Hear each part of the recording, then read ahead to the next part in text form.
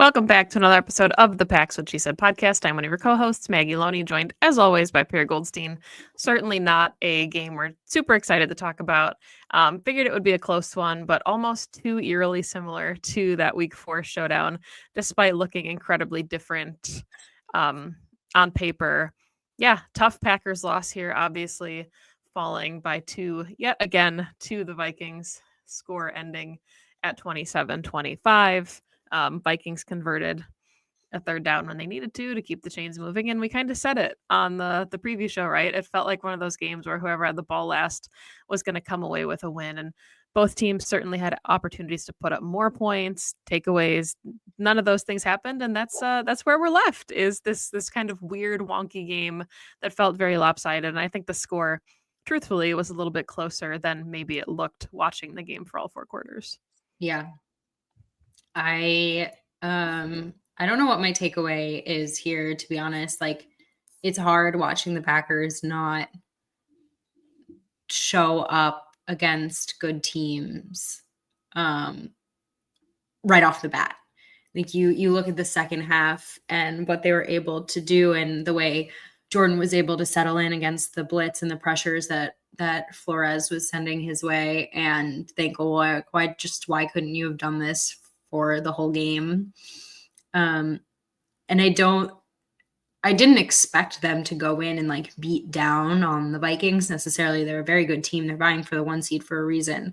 But it's kind of the same self-inflicted wounds that we've been seeing all season. You know, Josh Jacob has a pretty uncharacteristic fumble on what was the start of a very promising early drive, and you go down and you score on that first one 7-0, and it just dictates the rest of the game when they're up. So to me, and I still feel this way, even though it ended up being close, there's, I guess, the two big takeaways are, one, I don't know how far the Packers can go in the playoffs if they play like this.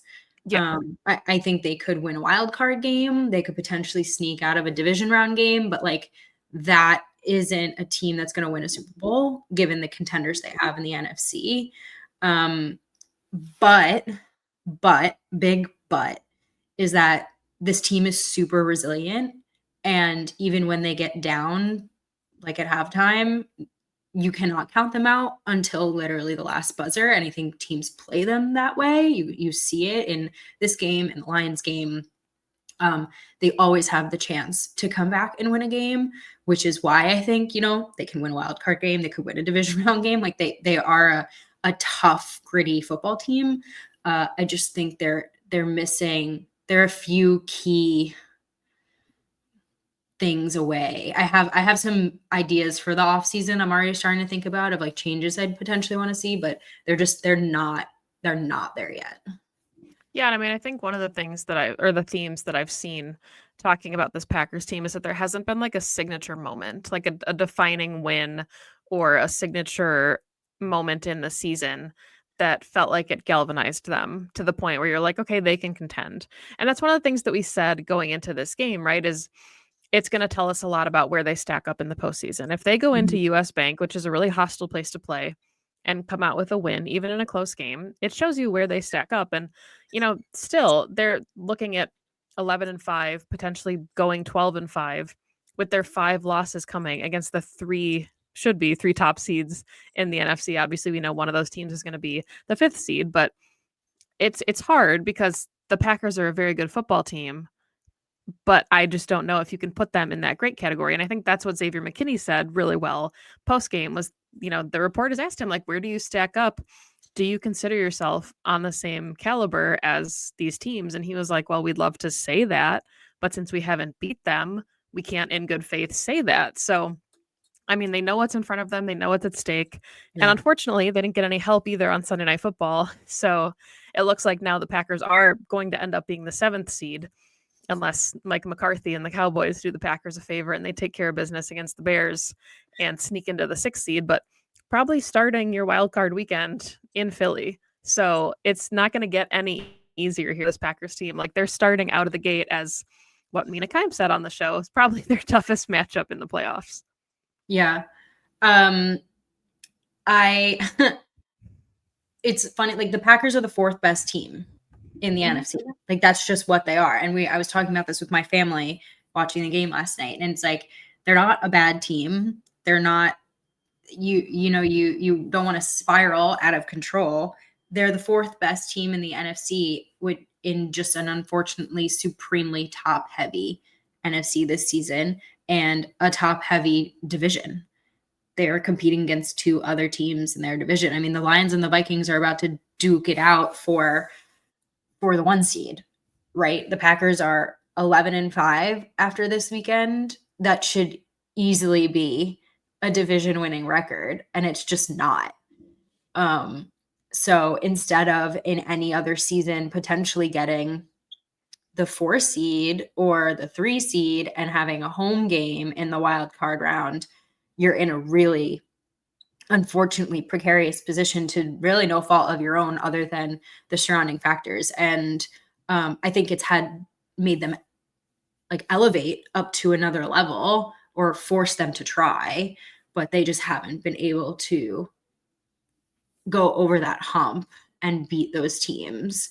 Now, there's a few things that happened in this Vikings game that I didn't necessarily love, but at the same time, like the Packers are fully capable of beating the team in front of them without any of those other extenuating factors affecting them. Yeah, and I think, one of the things that we kind of have to talk about going into this one, or coming out of this one, I should say, it's just the defense, right? Like the Packers have been playing really cohesive football the last 4 or 5 weeks against decent football teams, right? The Dolphins now are looking like they could potentially luck into a playoff spot, but like they weren't playing world beaters. The team that they lost to during that stretch was of course the Lions, and that was a really close game, but the Packers are banged up now, and that's an unfortunate place to be in because as we saw, the Vikings are a really healthy football team. The Eagles are poised, hopefully, for them to get Jalen Hurts back, and then they're a relatively healthy. This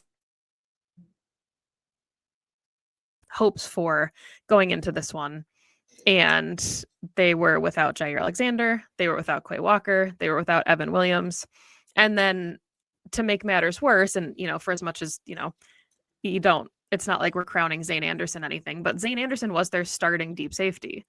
And then they Mm. lose him early in the game on special teams. And that throws off your entire secondary, right? Because Javon Bullard came back, was playing in the nickel, and then you have to move him to deep. And then you've got Eric Stokes on the boundary. And it just threw off, I think, the entire rhythm of the secondary. And it's not like they were playing incredibly, but it certainly changes how you plan to go into that game and a lot of the coverages that I think we saw. So just that's it kind of felt like some of those things were insurmountable and maybe one at a time you could have managed those, but everything compounding made it really challenging for them to get back into this one. I agree, but I still think the defense played well. I don't know if I would. I mean, it's it's hard because they held the Vikings a very good offense to sub 20 to sub 30 points, a team that's been putting up numbers. They kept their offense in it the whole game. Unfortunately, they couldn't make a third down stop when it counted. They still are not generating the level of pressure that I think a championship level defense needs.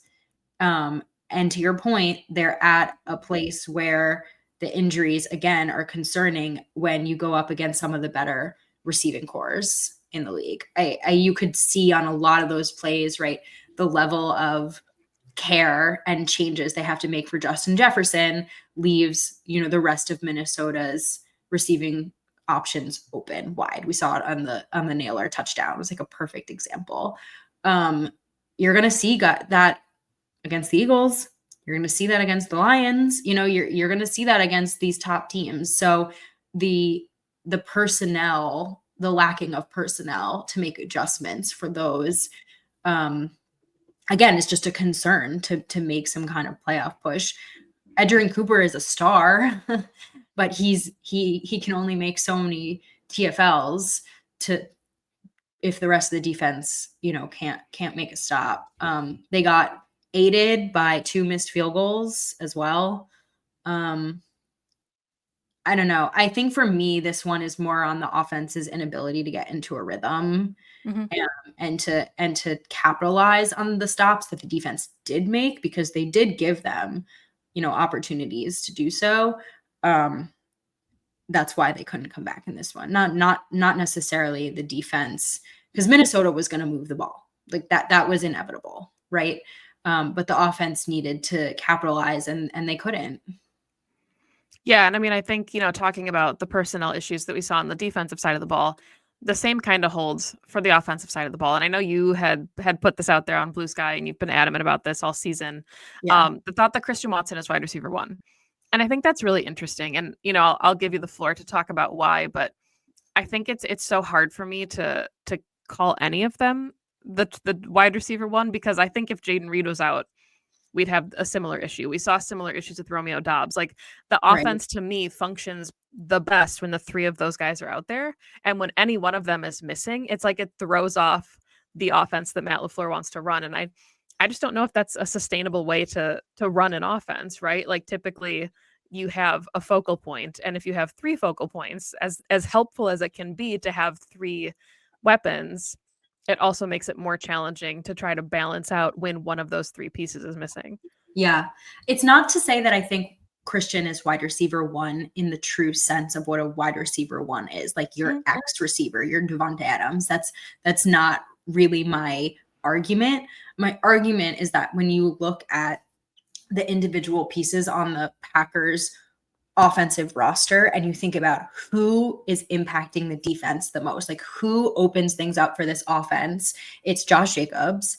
And then after Josh Jacobs, to me, it's Christian Watson. And his ability to stretch the field and to open things up, like the underneath stuff for this Packers offense is invaluable. And so when he's missing, the defense can play all of that. They can play man coverage like tighter on these wide receivers. And the receivers, other than Dobbs, are dropping passes. Like they're not playing well against man coverage. So without Christian Watson, I think defenses just play them tighter and Mhm. faster and more aggressively. He just, with and without him, is kind of a night and day difference in what this offense looks like. And that's why I think he is so like instrumental. It's not to say that he's, but he is this season. I mean, he's had 150-yard games multiple times this season. So like he is putting up um important stats, but he's there in the run game and he's there in decoy. And I think more than anything in decoy is what opens things up for Romeo Dobbs. It's what opened things up for Jaden Reed. It's what opens up the run game. Like that's not to say that Josh Jacobs didn't have a good day, but it's that linchpin of Christian Watson's speed, sorry, that changes the offense. And it's so stark to me when he doesn't play. Yeah, and I mean, I think that's certainly. I don't want to call it like a Matt LaFleur issue because I think Matt LaFleur is one of the best head coaches in the NFL, and I will always stand by that. But the offense changes, I think, depending on how the last drive went. And Yeah. it certainly doesn't necessarily feel like a good way to live, right? We saw the Packers just pounding the ball with Josh Jacobs in that opening drive. And then, of course, he had the untimely fumble that likely would have led to at least three, if not a touchdown. And you're looking at a different outcome. And then they get the ball on their second drive, and it's like three shot plays, and they don't convert anything. And it's like, I just don't understand the tendencies to go away from what's working. The offense starts to feel very predictable. Like Mhm. I don't know if you noticed or thought this yourself, but when the Packers had the 3rd and 5 and they took like a 40-yard deep Oh shot, I my was god, like, yes. it's like we knew it was coming. And if we knew it was coming, and to the Double Vikings credit, coverage also. the Vikings defense is incredible. Brian Flores is incredible. And especially when the Vikings get to play with a lead, they can do whatever exotic stunts they're looking at. And they made it a really long day for Jordan Love and the offense. And Jordan Love said, like, our receivers have to win, and they Yes. couldn't win. Like that's a Brian Flores thing. That's not necessarily Matt LaFleur. And I think that goes back to your point about missing Christian Watson. But the stuff that was working, they just got away from it so soon. And it made it, once you fall into the pit, it's really hard to dig back out. Yeah. It was, and that's why I think it's really hard to pinpoint like one particular thing as like the Mhm. reason why they lost this game, because I don't think there is one. I think it's you're down Matt LaFleur and or Jordan. I don't know who, if there's checks at the line or there's RPOs and he's going past instead of run. I don't know what the choices are there. They start to get away from the core of the offense, if you will. And I think too, like, again, you just like tip your cap at Brian Flores and this Mhm. defense. I mean, they're one of the best in the league, top 3 for a reason. But I think the Packers offense, like, they have the tools in their arsenal to have beat some of these things. The other thing we haven't talked about, which I was thinking all game, was I thought the offensive line played terribly in this game. They couldn't pass protect for shit. And, Jordan can't step up into his throws and he's backpedaling. And we know how Jordan plays when he doesn't have his feet set appropriately and it's not good. So the Vikings, like, literally did everything right to just like make the Packers offense like get off kilter, and it Mhm. worked. And again, they were able to come back kind of at the end because this is a good offense, right? And they can put up points and they will put up points, but to win this game, they had to have gotten into a rhythm way earlier. And I do think like it is a Matt LaFleur thing. You should have been prepared for the kind of things that Brian Flores was going to throw at you, and I just don't. It just didn't feel like they were. Yeah, and I mean, I think that's what makes it so challenging to predict where this Packers team can go, because you're ending the season at home at Lambeau against the Bears, who are a 4-12 team on a 10-game losing streak. Like, if they don't go into that game and win by like 30 points, how good do you really feel, right? Like, it's not like you're going into this was the perfect game, I should say, for them to start their playoff stretch. It was a hostile environment. You were going up against one of the best teams in the NFL. And that's a game that you could hang your hat on. And that would be the signature win that's been missing from this team all season. If they host a game at Lambeau against a really not good football team, and okay, they win the game, even if it is really convincingly, like, how good truly do you feel still Yeah. going to Philly wildcard weekend? And I think that's kind of what we're waiting to see from this Packers team is, can they win tough football games? Yes, I fully believe that they can, but they have to play a heck of a lot cleaner and a lot better than they have been. But I mean, what? It's 5 losses by a cumulative 22 points. Like, that's insane. It kind of is like the 2010 Packers that lost all those games by 1 score. Like, they're right in the thick of things, but at some point you have to be able to get over the hump. Yes. Yes. I mean, again, like, if the Packers go into the postseason and just put it all together, right, and don't do any of the things that we've been saying they've been doing wrong, have every ability to beat any team in front of them. They do have the personnel on offense, catch the ball. They have the coach who can scheme things up. They have the quarterback with the arm. They have the run game. You got a few of those pieces back on defense. Your concern is the pass rush. Who knows, any given Sunday, but the way that they've played against the better, and I don't know if I even include the Eagles game because it feels like such an outlier week 1 in Brazil. But the way that they've played in the 2 games against the Lions and the Vikings, you get yourself into that kind of hole in the playoffs, and you give your opponent in the playoffs, who everyone at that point has something to play for, the opportunity to, play that level of aggression against you. It's probably not going to end well. Yeah, and I mean, I think that there's, every team in this NFC playoff picture, we joked a couple weeks ago that, like, oh, who's going to win this division? Who's going to win that? Like, there's no layups either. It's not like I'm not sure at this point that being the 6th seed and going to the Rams with the streak that the Rams have been on would have been much easier than facing Philly, right? Or, the way that the Buccaneers have been playing and just dominating and putting up a ton of points. I'm not sure being the 5th seed would have been an easy route, but I think that's perfect for what we want to see out of this Packers team, right? I don't know who said it on Blue Sky, but somebody was like, to get to the Super Bowl, you got to beat them all eventually, right? So why does it matter where you start? I certainly, you don't necessarily want to have to start the 2nd seed just for obvious playoff reasons, but The Packers, I think, they've shown that they can do it. It's Yeah. just I'm sorry. I want to go back to something. I thought that all they had to do was win against the Bears, and they are the 6th seed. So I'm confused how they're all of a sudden the 7th seed. they needed the Commanders to lose. The Commanders have tiebreakers with like strength of schedule. And because they likely are both going to finish with the same record, the Commanders would have the 6th seed. So we needed the Falcons to beat the Commanders yesterday. But the What Packers still about technically, if the Packers win and the Commanders win, the Commanders are the 6th seed. They have the tiebreakers. But if the Cowboys beat the Commanders and the Packers win, then the Packers finish as the 6th seed. Wow, I didn't even know that that was possible. The Packers could be the 7th seed. Yeah, so the Packers are not in control of their own destiny at this point. Huh. They need some help from Big Mike. Woof. Don't feel great about that. Okay, thank you for explaining that for all of our listeners and for myself. Well, it would be crazy if the 7th seed Packers did what they did last season and went and knocked off the top seed, but I just don't know if I see that happening now.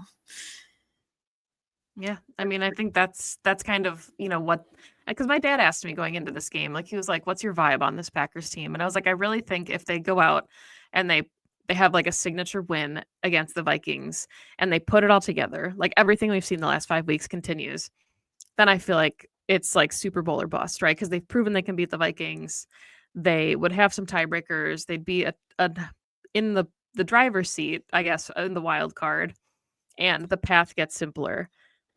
But when you go in and you don't put up more than 3 points in the first half of the game, and then you have to kind of scratch and claw your way back into the second half, it's just hard to imagine being able to do that against the elite playoff teams that they're going to be seeing. So Yeah. we'll see. Obviously, we're hoping that the Packers get healthy. We'll see how they look in Week 18 hosting the Bears. But yeah, probably the last home game at Lambeau for the remainder of the season. Not even a glimmer if they're the 7th seed of hosting anything in the playoffs. So lots to fall into place, I guess. Still, lots of seeding going into week Really, 18. crazy.